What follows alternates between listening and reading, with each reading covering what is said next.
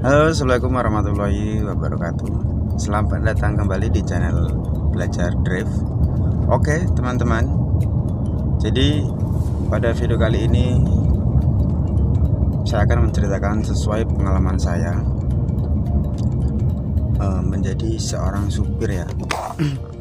Apalagi kita tuh menyupirin supir pribadi. Ini khususnya buat supir pribadi, teman-teman. Jadi tentunya video ini khusus buat yang baru pertama kali mau menjadi supir dan baru pertama kali melamar supir, atau yang ditawarin menjadi supir pribadi dan kalian mau gitu teman-teman. Jadi tentunya kalau belum pernah menjadi seorang supir, itu supir pribadi, ini khusus supir pribadi ya teman-teman. Pastinya kita kan bingung teman-teman, apa saja yang kita lakukan. Bukan menjadi supir pribadi terus kita tuh megangnya mobil, terus kita tuh maksudnya ya fokus di mobil, fokus di setir, itu enggak teman-teman. Itu kalau menurut pengalaman saya teman-teman. Tapi ya mungkin ada juga yang beda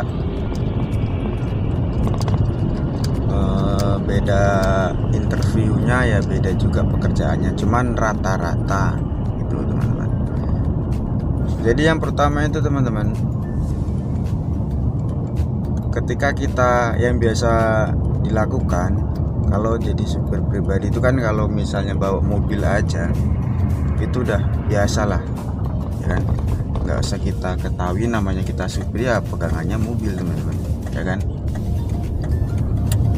Nah, untuk yang lain-lain, kalau pas kita sama majikan itu lagi belanja ke tempat perbelanjaan, baik apalah yang dibelanja itu, terutama supir itu ngambilin ininya ya teman-teman ya, membawakan barang-barang belanjaannya, itu poin pertama penting lah teman-teman ya. Yang biasa supir-supir itu ngelakuin kayak gitu teman-teman.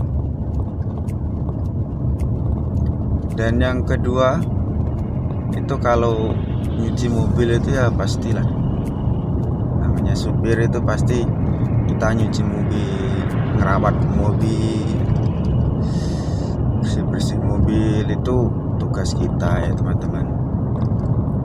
Jadi kalau tentang mobil ya itu sepenuhnya tugas kita.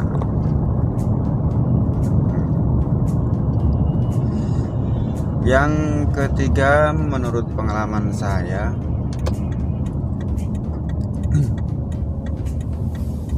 tentunya kita di waktu membawa majikan, yang pertama kita harus melakukan ekstra hati-hati, membawa mobil dengan sopan ya, hindari jika gak usah terlalu kenceng-kenceng, tapi itu semua balik kepada majikan kalian teman-teman. Kalau majikan kalian itu sedang buru-buru, itu pasti dia minta pesan, mas tolong cepet ya, buru-buru kayak gitu. Tapi kalau nggak ada omongan cepet, ya udah kita santai aja, karena itu semua demi keselamatan kita teman-teman. Oke. Tuh, yang keempat, meskipun ini apa ya, mungkin nggak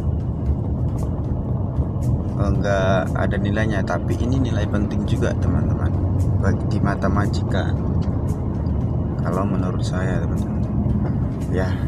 Tentunya kalau kita jadi supir pribadi itu pasti yang mobil yang kita bawakan mewah teman-teman ya kan. Nah, tahu sendiri lah mobil mewah. Jadi ketika kita mengisi bensin, isi BBM teman-teman, kalau sedang bersama majikan, usahakan meskipun kita buka tutupnya lewat di dalam mobil bisa, bayarnya juga lewat di dalam mobil bisa, tapi diusahakan kita untuk turun teman-teman, bayarnya turun buka ya, nggak apa-apa, kita tunggu sampai mereka selesai ngisi ya. Itu suatu nilai plus teman-teman, ternyata itu nilai plus teman-teman. Karena kenapa saya bisa bilang kayak gitu, dulunya saya baru pertama jadi sopir, yang terutama ditegur tuh itu teman-teman. Ini sesuai dengan pengalaman saya teman-teman. Ternyata itu hanya soal, bagi kita kan itu soal sepele, namanya orang isi bensin ya, itu dari dalam tinggal pesen buka kacanya. Ternyata nggak gitu teman-teman, kita harus turun, itu menandakan kesopanan kita teman-teman. Oke, kita lanjut ke nomor berapa, 5 ya. Kelima, kita tuh harus pinter-pinter nyari hati majikan teman-teman. Bukan berarti cari muka juga, enggak. Intinya harus kerja dengan baik, dengan jujur.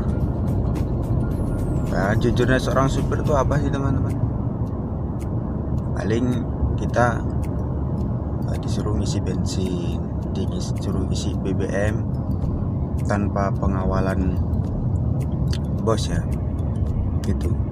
Jadi kita dibawakan uang. Nah, itu biasanya mereka tuh lebih pinter daripada kita teman-teman. Majikan itu lebih pinter. Jadi jangan sekali-sekali kita tidak jujur ya. Dan yang keenam, menurut pengalaman saya teman-teman, kalau kita masih baru jadi supir, itu tentunya kan masih malu-malu teman-teman. Sama majikan malu, semuanya malu ya kan. Apalagi mohon maaf, kita ini dari kampung gitu teman-teman, dari kampung terus ke Jakarta ibaratnya. Ini pengalaman saya teman-teman. Jadi kita nih lagi mengantar majikan, kemudian ada security yang jaga itu ngasih kehormatan itu pada majikan. Nah, tentunya kan kita mau ikut ngasih penghormatan juga kan, malu ya teman-teman ya, karena yang dikasih penghormatan itu kan majikan gitu. Akhirnya kita hanya diam gitu, diam cuman ngelakson karena kita malu tadi. Yang diberi kehormatan itu kan majikan, tapi itu malah salah teman-teman di mata majikan. Tapi ya kalau ini mungkin beda ya, beda majikan, beda pendapat gitu teman. Tapi itu ya pengalaman saya, itu salah. Kita yang harus nunduk, kita juga memberi kehormatan kepada yang menegur kita tadi teman-teman. Itu kalau itu masalah attitude kali ya, saya kurang paham juga ya. Saya rasa seperti itu teman-teman yang kita harus kerjakan tugas-tugas kita, kurang lebihnya seperti itu teman-teman. Kalau untuk yang lain-lain nanti teman-teman bisa bisa dirasakan sendiri gitu. Aku harus apa, aku harus bagaimana gitu.